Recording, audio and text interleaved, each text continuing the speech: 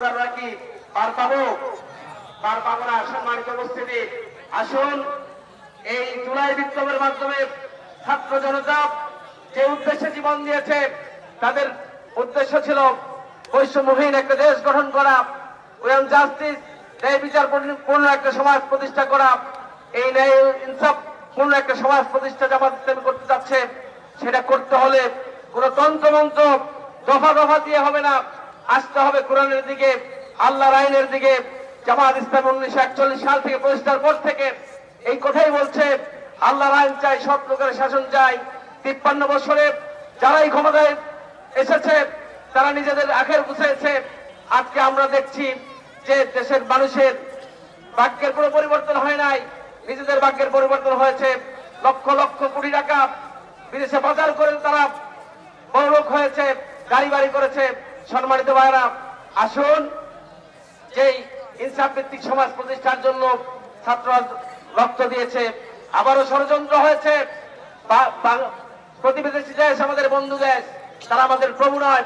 তাদের ষড়যন্ত্রের পা দিয়ে আমরা দেখছি কোন রাজনৈতিক দল, এদেশের বিভিন্ন ব্যক্তিরা ষড়যন্ত্র শুরু করেছে। আমরা আজকের ইফতার মাহফিল থেকে স্পষ্ট ঘোষণা দেই, কোন ষড়যন্ত্র করে বাংলাদেশের তৌহিদ জনতার উপরে আবার নতুন করে কোন ফ্যাসিবাদকে চাপাই দিবেন, সেটা বাংলাদেশের তৌহিদ জনতা কখনো মেনে নেবে না। সম্মানিত ভাইরা, সেহেতু আরেকটা বিপ্লবের জন্য আপনাদেরকে প্রস্তুতি নিতে হবে। আসুন সামনের দিনগুলোতে এই বাংলাদেশে যাতে আগামীর বাংলাদেশ হবে ইসলামের বাংলাদেশ, আগামীর বাংলাদেশ হবে কোরআন দিয়ে এই দেশ চলবে। আমরা মুসলমানের নিয়ে আমাদের আত্মপরিচয় নিয়ে দেশে বেঁচে থাকবো, কারো প্রভুত্ব আমরা মেনে নেব না ইনশাআল্লাহ।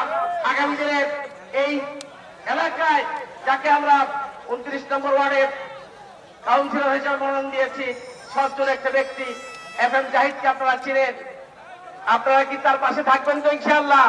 সম্মানিত ভাইরা, 2 আসনে আমাকে জাতীয় সংসদে মনোনয়ন দিয়েছে। আপনাদের সহযোগিতার মধ্য দিয়ে একটি মানবিক দেশ, একটি কল্যাণকর দেশ প্রতিষ্ঠা করার জন্য আমরা বদ্ধপরিকর। জামাতের আমির ঘোষণা দিয়েছেন, আমরা সেবক হব, শাসক হব না। সেবকের ভূমিকায় নিয়ে আপনাদের অধিকার আমরা প্রতিষ্ঠা করবো ইনশাআল্লাহ আগামী দিনে। সেজন্য একটা সুন্দর দেশ গঠন করার জন্য আপনাদের ভূমিকা রাখার উদাত্ত আহ্বান রেখে আবারও সহযোগিতা চেয়ে, দোয়া চেয়ে আজকের মতো শেষ করছি। আল্লাহ হাফেজ। বাংলাদেশ জিন্দাবাদ, বাংলাদেশ জামাত ইসলামী জিন্দাবাদ। সকলকে ধন্যবাদ। আসসালামু আলাইকুম ওয়া রাহমাতুল্লাহ।